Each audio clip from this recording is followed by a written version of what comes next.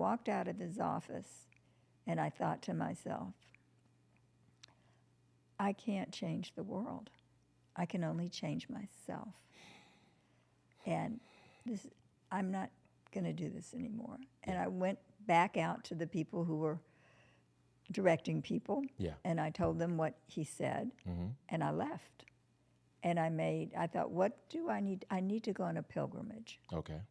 And my grandmother had left me a little bit of money, and I gave some of that money to the People's Free Clinic, because that was the right thing to do. Yes. And I bought a ticket to go to Europe for me and another friend of mine, because she was an artist and she'd never seen the great art of Europe. So even in that moment, you were thinking of others. You were thinking of her, because I mean that was I would imagine that's a significant choice for you. How did she feel about it? She was great. Yeah. She was grateful, and she was great, and she was excited. But I think you want the best for everybody. What people really need to understand more than anything right now is that there's no separation. Yeah. In the highest understanding, God dwells within us as us for us. Mm-hmm. And it's not anything external. It's all energy. It's all energy, you say. It's all energy, and it's all consciousness. And if you see somebody suffering, you help. You help. As much as you can, in any way you can, or in the best way that you can. Yeah. So making your way to Europe. So we found a car that we could drive to New York through DHL. They needed drivers. Okay. We got a free drive to New York. Yeah. We got rid of that. We took the train up, I think, to Bangor, Maine, and took Icelandic Airlines, which was the cheapest, easiest way to get to Europe. And it was a 4-engine prop jet. Okay. Ooh. And you stop in Reykjavik, and then, it was a trip. Yeah, I bet. And then we went to Luxembourg. That airline landed in Luxembourg. Really? And from Luxembourg, we started our trip, and we went to Amsterdam. And then we split up in Amsterdam because she wanted to do different art than I wanted to do. Yeah, understandable. I wanted to get to Paris, and she, I just wanted to go to Paris and get there first. Yeah. And I was on a pilgrimage. I wanted to hitch all over Europe. Yeah. Which is what I did. I hitched all over by myself. And how old are you at this time? You're in your early 20s, I imagine? I was in my early 20s. Yeah. I was about 21. 21. Wait, I graduated 17, 18, 19, 20. Yeah, I was about 21. Okay. 20, 21. And what did that feel like for you? Well, I was always attracted to the word liberation. Yeah. I was one of the women involved in the women's liberation movement. Mm-hmm. And I was always attracted to liberty and freedom, and what would it mean to be free? What would it mean to be unlimited? Yeah. What would it mean to be,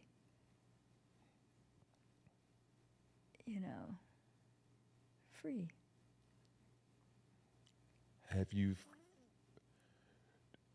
Do you feel you found that thing that you're attracted to, that freedom, that liberation? Well, because I meditate every day and go back to the self, go back to that nothingness. I'm freer than I have been. It's really, I think, what we're saying when we want to be free is we don't want our minds to make us crazy. Yeah. And they do. It's the identification with the material, with the body, which we have to pay attention to.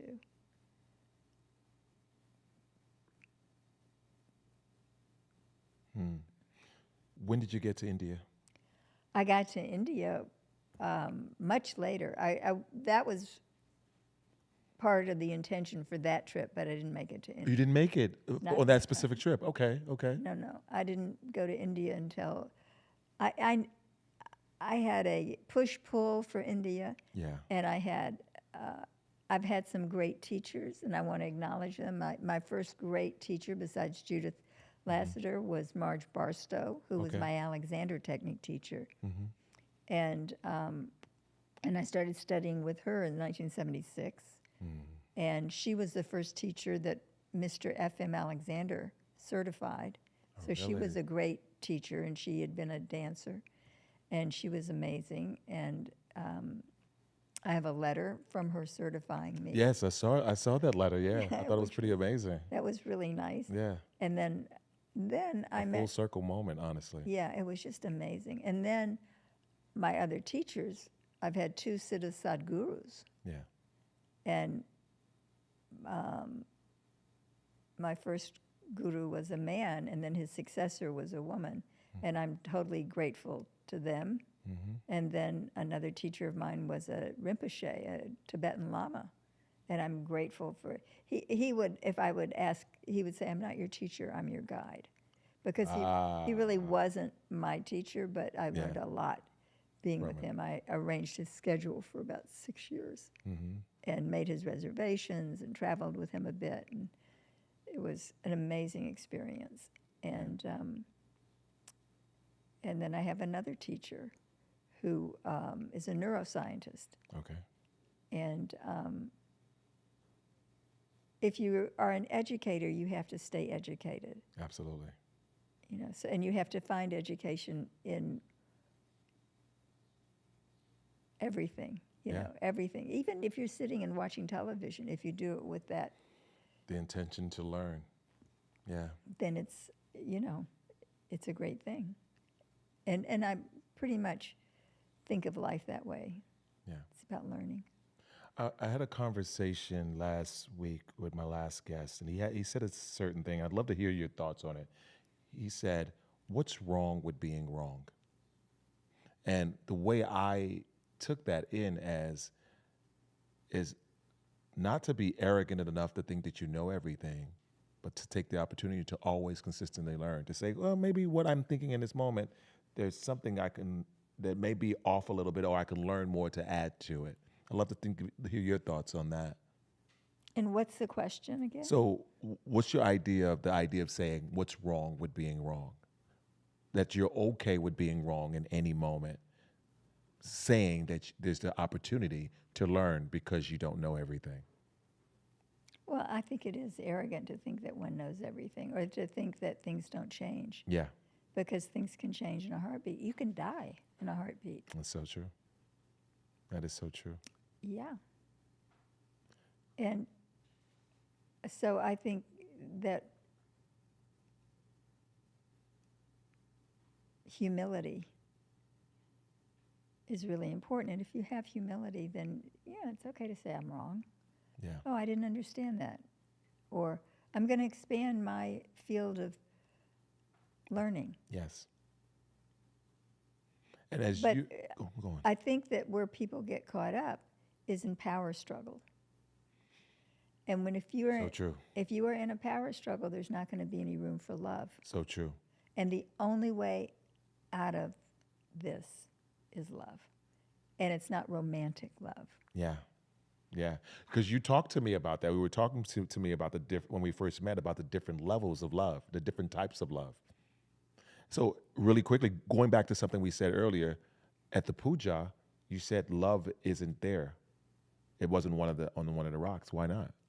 Love is within you. We are love. We are love. And it really comes down, I was thinking about this today, that I have friends, and when I'm listening to them, the word I keeps coming up. And I think, oh, too much I. What would you replace it with? Well, what that made me think of is, are you coming from ego? Mm-hmm. Or are you coming from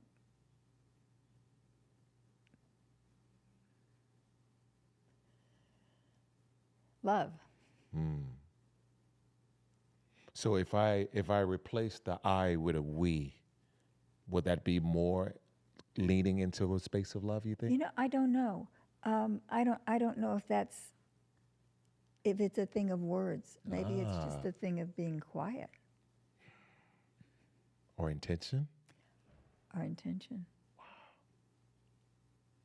Being intentional. Being intentional. You set your intention, and then how do you get your intention? You have like goals. Yeah. The intention is to have a great tree. How are you going to have a great tree? Well, you want to get a really good seed. You want to put some really fine earth in the ground. Yeah. You want to really love it and work with it and plant it, and then you got to water it. But it started with the intention of the tree. This is a weird thing. No, I don't think it's a weird thing. I just think it's a thought. I was talking to a new friend yesterday, and I have a plant at my house that I absolutely love that was gifted to me. And I've never been what do they call it, a green thumb. And so anything I've ever really had before always died. Oh. And even the plant that I'm talking about, it actually died, or I thought it died. And I almost threw it away, but I only kept it because I wanted to keep the container, and it grew back. And as we were talking yesterday, I was just thinking of the sort of significance of all of that. And Well, first off, plants can be composted. yes, So the lesson there is you don't have to feel guilty.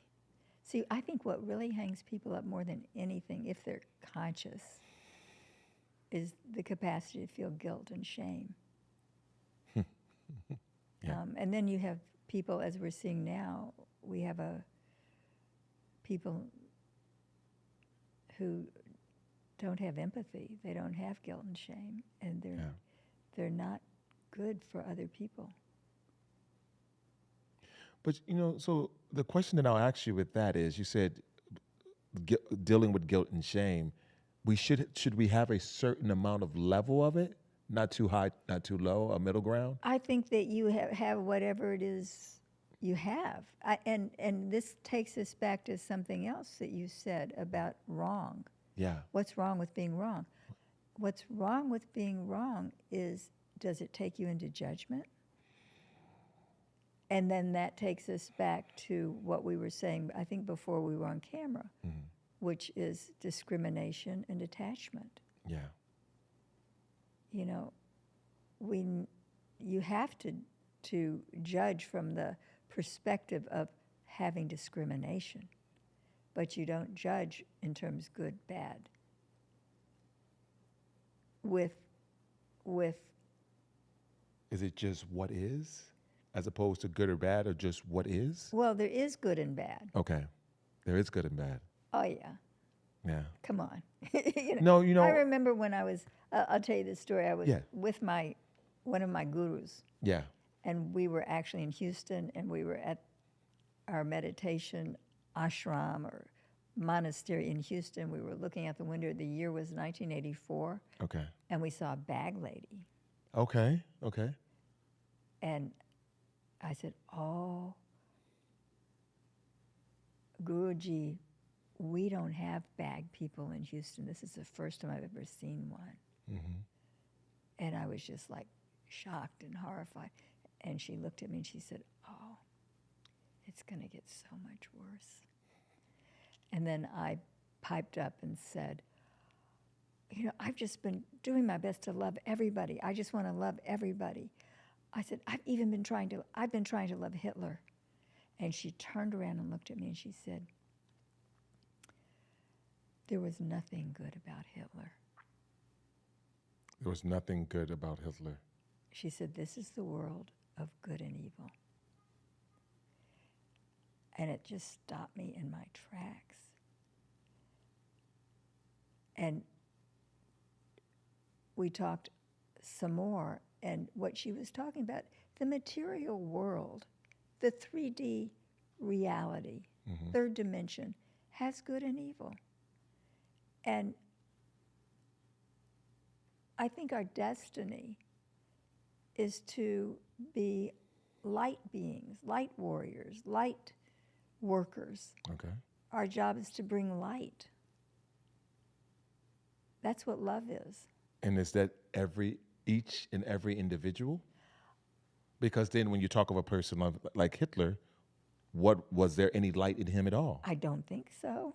I think that's what she was saying to me. This was a dark person.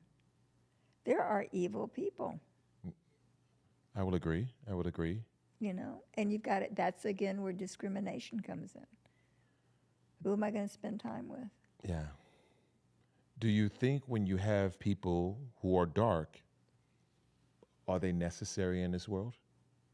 Well, they help you see the light. I mean, I don't know. I know, no. But you're right. They do help you see the light. I don't know. This certainly hasn't gone in the direction we thought it would. No, it didn't. It didn't. But I love it anyway. But go on. Let's talk a bit of your upbringing, your time in terms of getting into yoga. Well, I think I had a very interesting upbringing in that we were Jewish, but Okay. not religious. All right. And Yes, not I remember. And Yeah. not spiritual. It was a cultural thing. Yeah. And it was right after, I was born in 47, which was right after World War II. Mm-hmm. And it was a time that was fraught. And also a time that was full of hope. And I had a pretty idyllic childhood in terms of material. We were comfortable. But there were things in my family that weren't healthy, Yeah.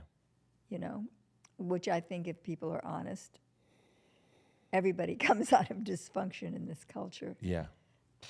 And that's great because it causes us to grow. Mm-hmm. And, you know, I went to college, and pretty soon after getting into college, like about 6 months into it, the Vietnam War was really raging, and you'd come home from class to see the war on television. Yeah. And it was the first war that had been televised. And you'd see kids in your class who were disfigured from being in the war. And so early on, I got to, and we were a political family. Yeah. We talked about politics at the dinner table. Mm-hmm. And I knew what my parents thought. And one of them, my mother was liberal and my father was conservative, but he was anti-war. Okay. My father he'd fought in the Philippines, Okay. and he'd been an officer. He was in the Seabees, which were the builders. The Seabees went in right after the Marines to build. Oh, really? Okay. And so he saw stuff, and he did not like it. He hated it. He thought it was stupid and not, he just thought it was ignorant. Yeah. So both my parents were deep thinkers, and my father was into art and architecture. He was an engineer. Yeah. My mother was into finance and art, and they were both, you know, I look at them very differently now You do. Oh, Than yeah. Than you did at that time. that I did at that time and that I did in my 20s and 30s and probably 40s. Really. I mean, it's changed a lot in the last 10 years. What's changed specifically? Just the admiration and love and gratitude I have for them. That's amazing. You know, they were great. They did the best. I think the main thing we can say about parents is they did the best they could with what they knew. Absolutely. Anyway, but what I wanted to go back to, you asked me about yoga. I had experiences like at 3 years old. Okay. And I can remember being 3 and standing up and looking at the stars and thinking, literally, that's where I come from. I come from the stars. Really? Yeah. And feeling very expansive. Uh-huh.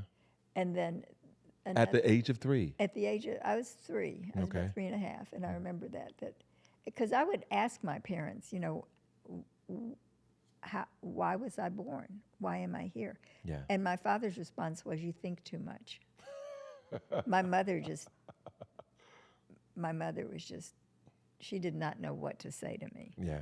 But that's the kind of kid I was. Why am I here? Why was I born? And I was asking these questions at 3, 4, 5. Yeah. And then I remember being 10 years old, and Life magazine had a book of religions. Mm-hmm. And I saw these little children in Life magazine book of religion, and they were doing hatha yoga. And I didn't know who they were, but I wanted to be like them. But it resonated with you. It totally resonated with me. And I cried. I wanted to be like them. And I always knew I was different, Yeah. but I kept trying to fit in. But I knew I was different. But you knew you were different. Yeah, and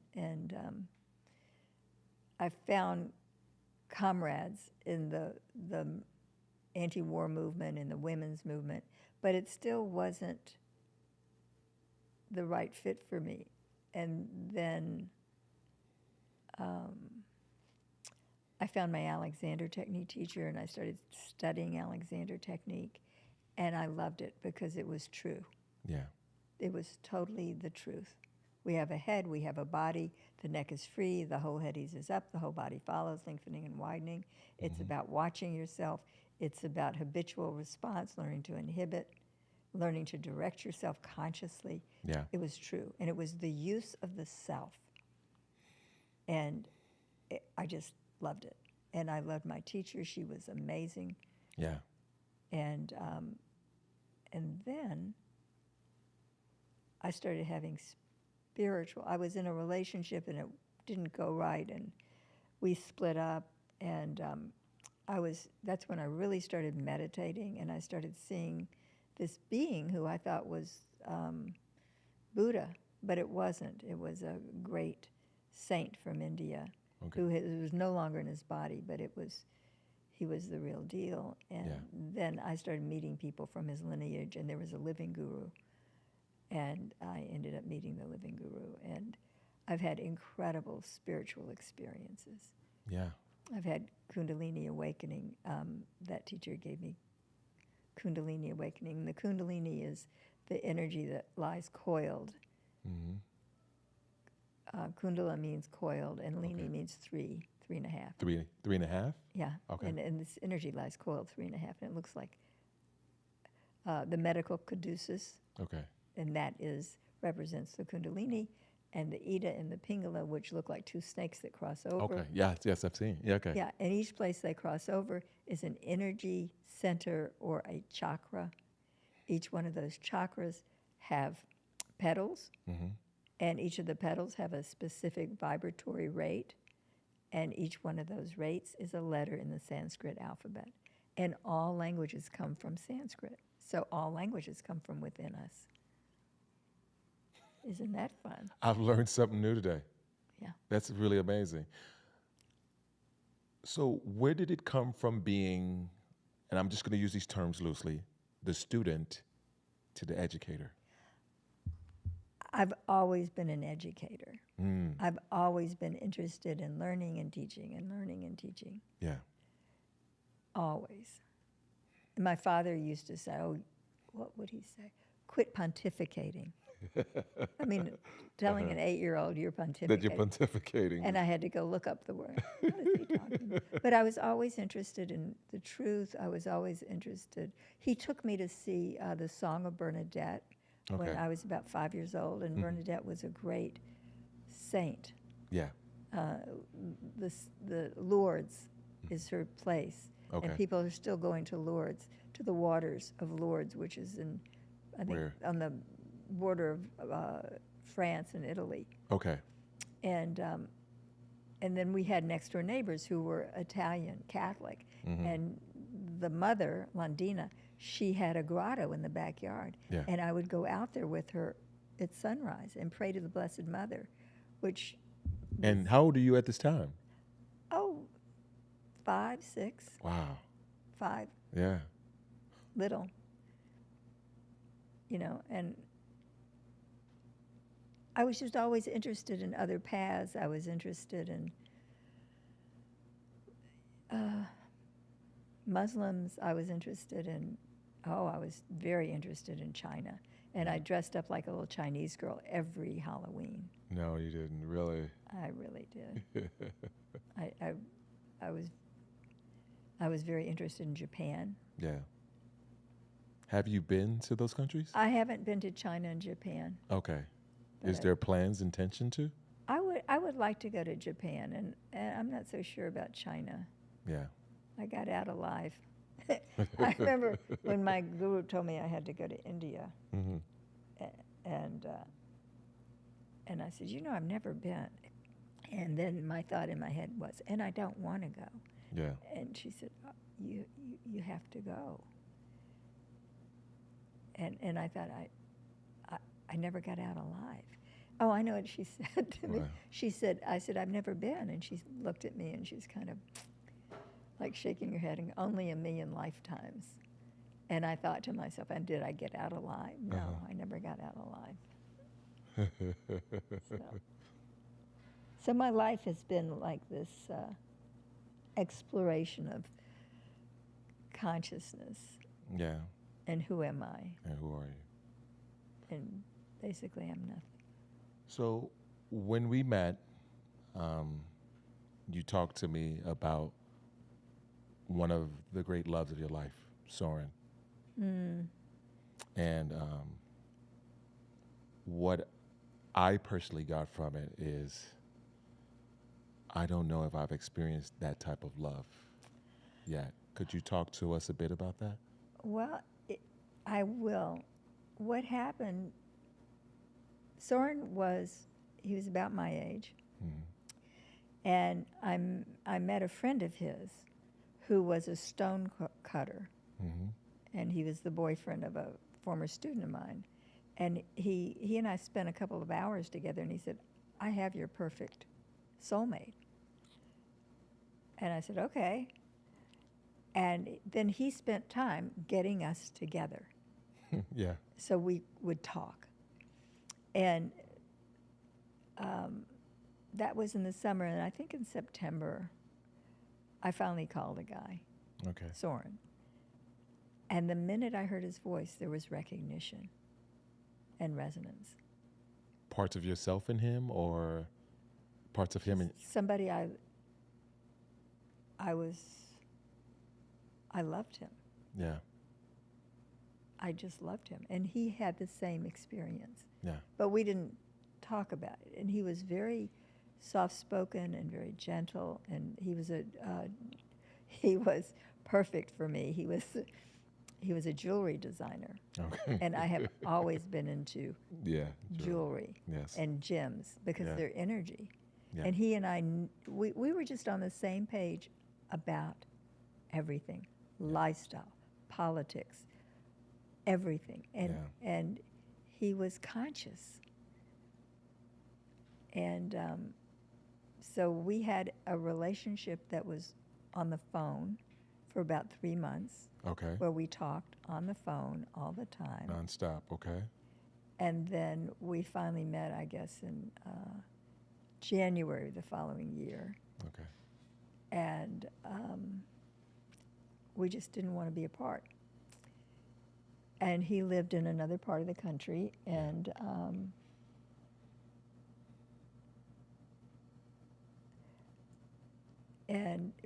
but he liked to drive. So he came to see me and to meet me, and we were together for about 3 days, and he had to go back to Yeah. where he lived because he had things to do. And he went back, and he was home for about 24 hours, and then he turned right around and came back and said, I've got to take you to meet everybody. Yes. And we were just a done deal. But it was different than anything I'd ever experienced because it was unconditional. Yeah. I just loved him, and he just loved me. Yeah. And so we made plans, and we were going to be together for the rest of our lives. And the day before I was going to go be with him, Yeah. we were going to keep both of our residences and travel a lot, and Yes. and I'm also an artist. I paint, and And you have amazing paintings, by the way. oh, thank you. You truly do. And thank you for sharing that part of yourself with me. But continue, I'm sorry. It was an honor. And anyway, so the day before we were going to be together forever, which was a Saturday, it was April 30th, April 29th, we would talk like we'd eat meals together over the phone if we weren't together. We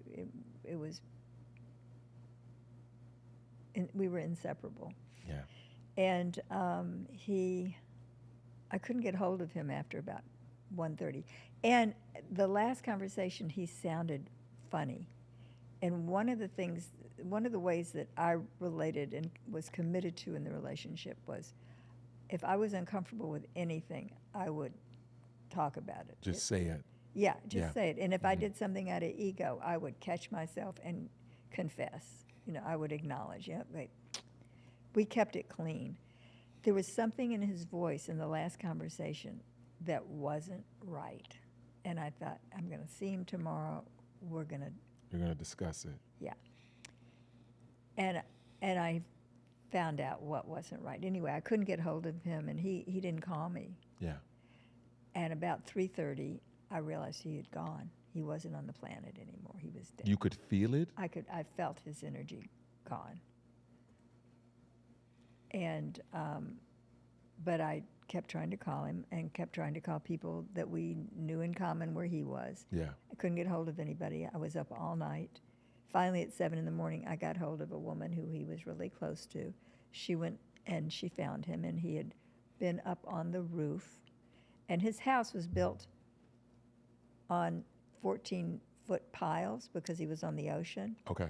And then the house itself was high up. So he had been up on a roof that was about 50 feet above the ground, which he had promised me he wouldn't do, because the last time I'd been there, he'd say, you see that up, that's got to get fixed. I said, you don't do that. You told him that? Oh, yeah. And there were some boys working.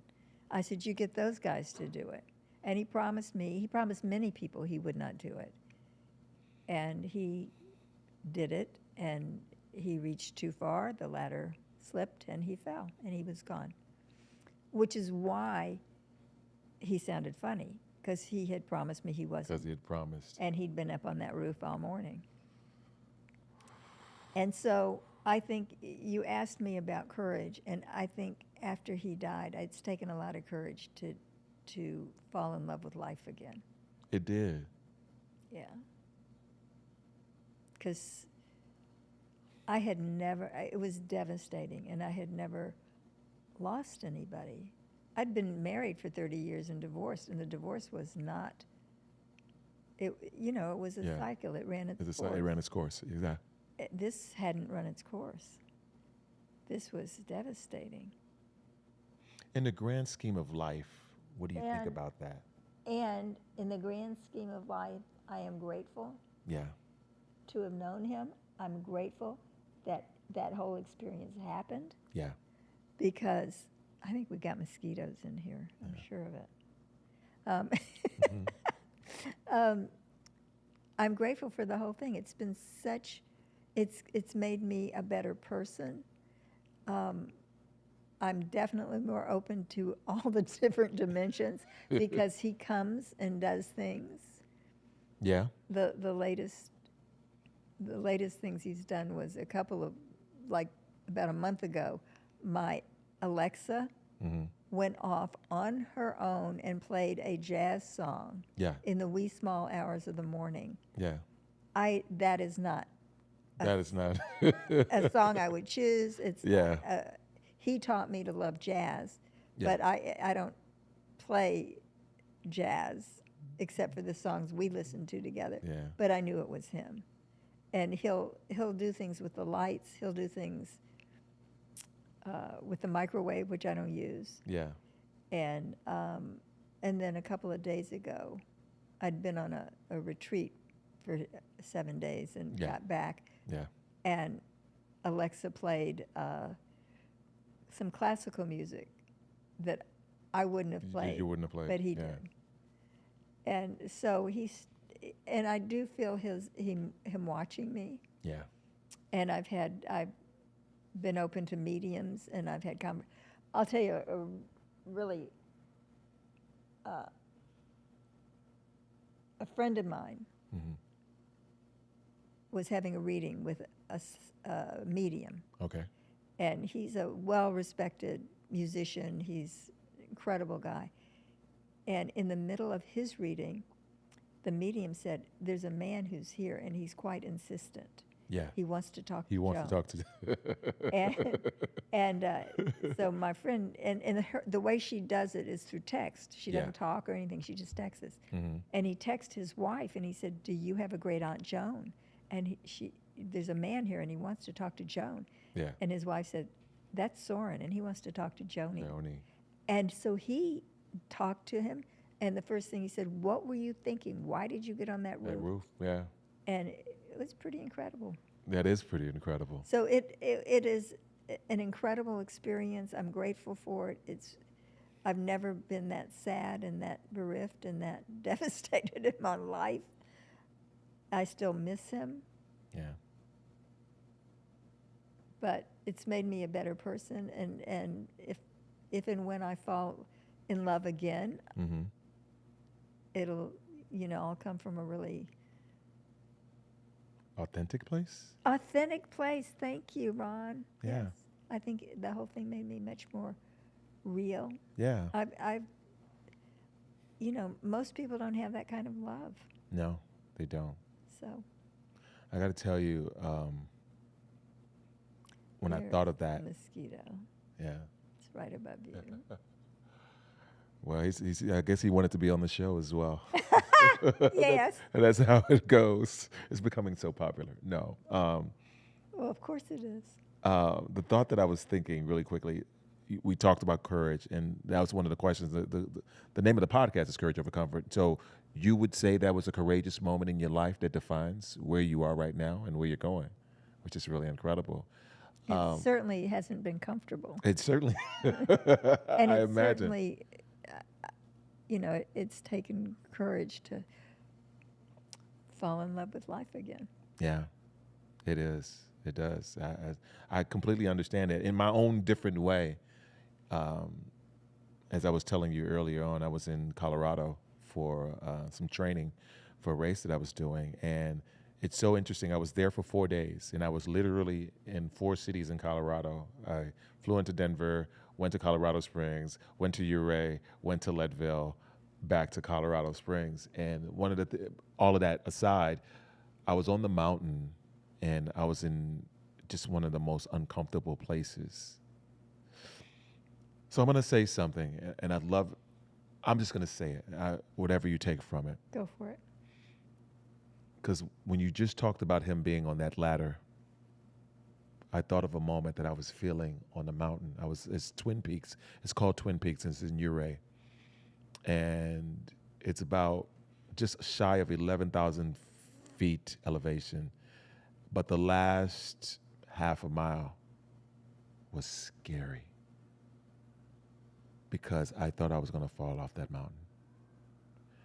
And the feeling of that, I'm not necessarily fearful of heights, but in that moment I was honoring all the feelings that I was having.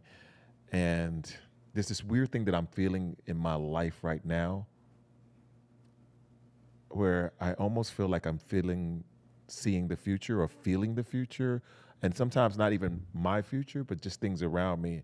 And so that emotion of feeling scared on that mountain, though I was feeling it, I was like, it didn't feel recognizable to me. Like I was feeling someone else's feeling. I don't know how to explain that. So the feeling of what you just said about Soren, I was just like, wow, I don't know if I would have been able to be on that roof, especially after you had said something to me and his other family and friends having said something. And I was just wondering, what was those feelings? What was he feeling? He was doing something that he had done a million times. He built a deck around that house. Oh, he did? Yeah, and he just he would push himself physically like that because that's what men do. That's what men do. And he told me one time about being on he was on this trip and he was talking to me every night. And that particular day, there had been a tumbleweed. And he had a big camper and he had a big Sequoia. Yeah. And his car got caught in a tumbleweed. No. And he had to spend hours pulling that tumbleweed off of the car. Yeah. And he finished, and he was sitting down and looking at the truck. It wasn't really a car. Yeah. And he realized he had a flat tire. And I said, Soren, what did you do? And he said, I fixed it. I changed it because that's what men do. Because that's what men do. And we just laughed and laughed because he was evolved. His ego was just not in the way. He didn't allow it to be in the way. No, except for getting up on that roof. Yeah. So what do you think that moment was different than any other moment? For him? Yeah, for him. I think, oh God, I think he was doing whatever he could do to keep himself distracted until I got there.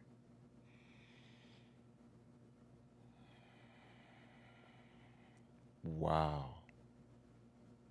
How does that make you feel thinking that? That's who he was. You know, he would clean before I'd come. He would clean because we would do exercises in the morning. We'd do some yoga stuff and some exercises. And he said, are you seeing any dust bunnies? Because I cleaned. And I said, no, it looks really clean, Soren. He was just wonderful. He was wonderful. But what his ego, that's how it, his ego was very much tied up to his physical capability. Yeah. He was an Eagle Scout. He was. And he was an Eagle Scout. He was from Denmark. He came over when he was 5.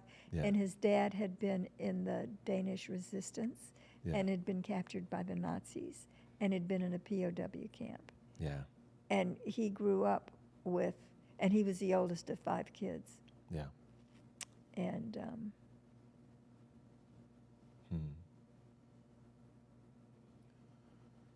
So we're coming to the tail end Yeah. of our episode.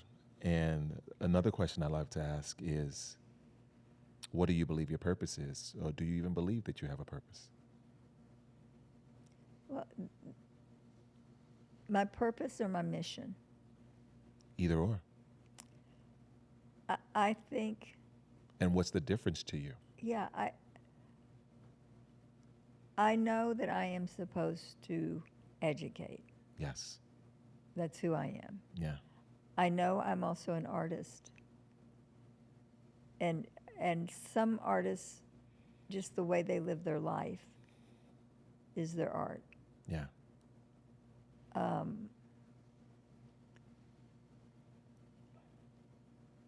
I think that I'm here to learn love, to really understand love. And I'm excited about what's going to be happening Yeah. because I think we're going to see things that we never thought we'd see. Yeah.